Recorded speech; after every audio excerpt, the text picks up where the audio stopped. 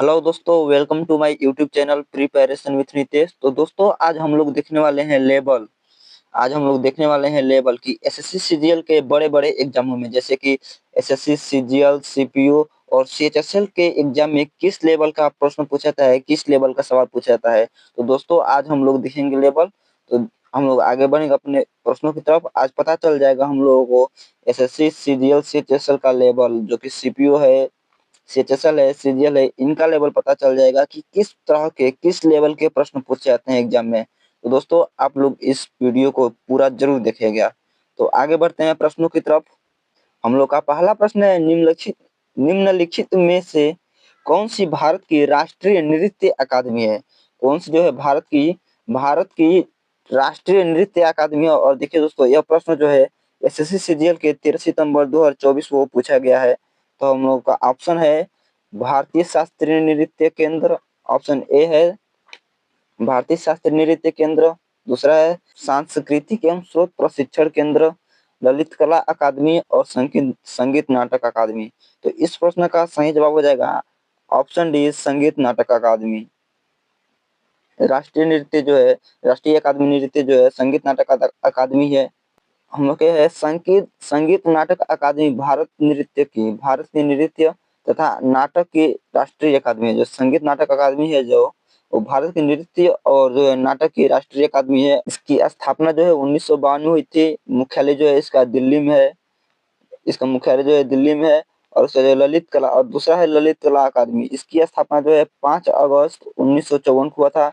ये भी इसका मुख्यालय भी जो है नई दिल्ली में है। देखते हैं अपने आगे प्रश्नों की तरफ बढ़ते हैं। हम लोगों का अगला प्रश्न है, निम्नलिखित में से किस राजवंश ने एलोरा में जो है कैलाश मंदिर है, उसके निर्माण में सहयोग प्रदान किया था। तो इस देखिए, इस प्रश्न को जो है एसएससी सीजीएल 12 सितंबर 2024 को पूछा गया है। और इस प्रश्न का सही जवाब हो जाएगा ऑप्शन बी, राष्ट्रकूट वंश के राज्य के जो भी राजा थे, उन लोगों ने जो है हेल्प किया था एलोरा मंदिर बनाने में। तो कैलाश मंदिर एलोरा यह महाराष्ट्र में स्थित है। निर्माण जो है किसने कराया था, तो कृष्ण प्रथम कराए थे। यह राष्ट्रकूट वंश के शासक थे, राष्ट्रकूट शासक थे। यह मंदिर एक ही चट्टान को काट कर बनाया गया है। जो कि एलोरा मंदिर है, जो एक ही चट्टान को काट कर बनाया गया है। और यह द्राविड़ शैली में निर्मित प्राचीन हिंदू मंदिर है। यह जो है हिंदू मंदिर है, आप लोग ध्यान रखिएगा। अगला प्रश्न है, दक्षिण भारत के निम्नलिखित में से किस साम्राज्य के अंतर्गत महाबलीपुरम मंदिर वास्तुकला के एक महत्वपूर्ण केंद्र के रूप में उभरा। तो देखिए, इस प्रश्न को जो है एसएससी सीजीएल में ही पूछा गया है, 10 सितंबर 2024 को पूछा गया है। तो इस प्रश्न का जो सही जवाब हो जाएगा ऑप्शन ए है Chola, B Chalukya, option C Chera और ऑप्शन डी पल्लव।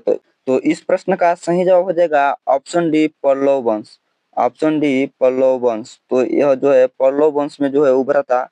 पल्लव वंश के राजाओं ने इसको बनाया था। अगला प्रश्न है, अंतरराष्ट्रीय क्रिकेट अंतरराष्ट्रीय क्रिकेट में मानक क्रिकेट गेंद की औसत परिधि क्या है। यानी कि अंतरराष्ट्रीय क्रिकेट में जो क्रिकेट खेला जा रहा है, उसमें जो बॉल का प्रयोग होता है, उस बॉल के परिधि क्या होती है, उस बॉल की परिधि क्या होती है। और देखिए दोस्तों, यह प्रश्न जो है एसएससी सीजीएल के 2 दिसंबर सन 2022 को पूछा गया है।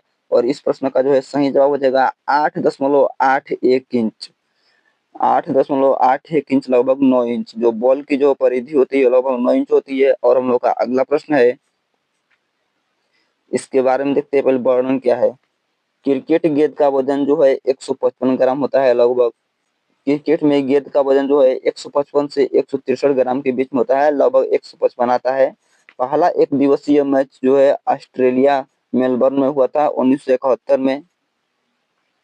अंतर्राष्ट्रीय क्रिकेट परिषद का गठन जो है 1909 में हुआ था। और इसका मुख्यालय जो है दुबई, संयुक्त अरब अमीरात में है। अंतर्राष्ट्रीय क्रिकेट का परिषद 1909 में परिषद का गठन जो 1909 में हुआ था।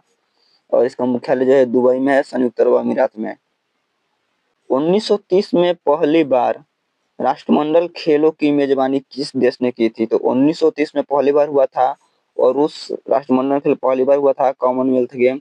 और इस खेलों का जो है आयोजन किसने किया था, तो यही प्रश्न पूछ रहा है। तो इस खेल का आयोजन जो है कनाडा में हुआ था। और देखिए ये भी प्रश्न जो एसएससी जीएल में पूछा गया है, 2022 में पूछा गया है।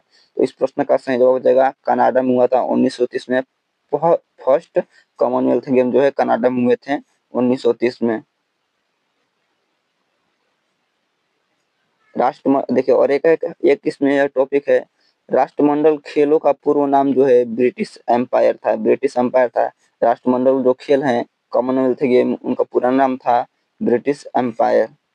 अगला प्रश्न है, संविधान सभा के सदस्यों ने भारतीय संविधान पर अंतिम हस्ताक्षर कब किए थे? तो जो है अंतिम हस्ताक्षर हुआ था 24 जनवरी 1950 का।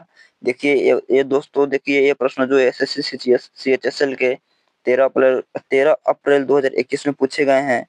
और इस प्रश्न का जो है सही जवाब हो जाएगा 24 जनवरी 1950। अंतिम हस्ताक्षर जो है 24 जनवरी 1950 को हुए थे। इसमें देखिए कुछ वर्णन है। तो देखिए दोस्तों, 26 नवंबर 1949 को संविधान अंगीकृत हुआ, यानी कि 26 जनवरी 1949 को संविधान सभा द्वारा संविधान को अपना लिया गया। इस समय संविधान में कुल 395 अनुच्छेद थे, 22 भाग थे और 8 अनुसूचियां थी। संविधान सभा की अंतिम बैठक जो है 24 जनवरी 1950 को हुआ था। और जो इसको संविधान को अपनाया कब गया था, तो 26 नवंबर 1949 को। और अंतिम बैठक 24 जनवरी 1950 को हुआ था। अगला प्रश्न है, निम्नलिखित में से कौन भारत की संविधान सभा में मौलिक अधिकारों के उप समिति के अध्यक्ष हैं? तो इस प्रश्न का सही जवाब हो जाएगा ऑप्शन बी, जेबी कृपलानी। मौलिक अधिकारों के उप समिति के अध्यक्ष जो है जेबी कृपलानी थे। मौलिक अधिकारों के उप समिति के अध्यक्ष जेबी कृपलानी थे। देखते हैं आगे क्या है इसके बारे में वर्णन। तो संविधान निर्माण के लिए 22 समितियों का गठन हुआ था। संविधान के निर्माण के लिए 22 समितियों का गठन किया गया था, जिनमें से कुछ इस प्रकार हैं। पहला है कार्य संचालन समिति और इनके अध्यक्ष थे के एम मुंशी। और दूसरा है संघ शक्ति समिति, जिसके अध्यक्ष थे जवाहरलाल नेहरू। तो दोस्तों हम बढ़ेंगे अपने अगले प्रश्नों की तरफ। हम लोग का अगला प्रश्न है, आगरा किले के परिसर में निम्नलिखित मुगल शासकों में से किसने मोती मस्जिद का निर्माण करवाया था? तो मोती मस्जिद का निर्माण किसने करवाया था ये पूछ रहा है। और देखिए प्रश्न जो है एसएससी सीएचएसएल के 9 अगस्त 2023 को पूछा गया है। और जो है मोती मस्जिद का निर्माण जो है शाहजहां ने कराया था। तो इस प्रश्न का जो सही जवाब हो जाएगा ऑप्शन डी, शाहजहां। तो शाहजहां ने करवाया था मोती मस्जिद का निर्माण। आगे शाहजहां के द्वारा निर्मित मुख्य भव्य इमारतें हैं। शाहजहां ने जो जो बनवाया है उसमें जो है कुछ इस प्रकार है। तो मोती मस्जिद का निर्माण आगरा में हुआ था, शाहजहां ने बनवाया था। ताजमहल का निर्माण जो है आगरा में कराया था शाहजहां ने। दीवान ए आम ये भी आगरा में है, जो कि शाहजहां ने बनवाया था। दीवान ए खास और जामा मस्जिद, जो कि दोनों ही आगरा में है, इसको शाहजहां ने बनवाया था। शीश महल, लाल किला, जो कि शीश महल है ये भी आगरा में, इसको भी शाहजहां ने बनवाया था।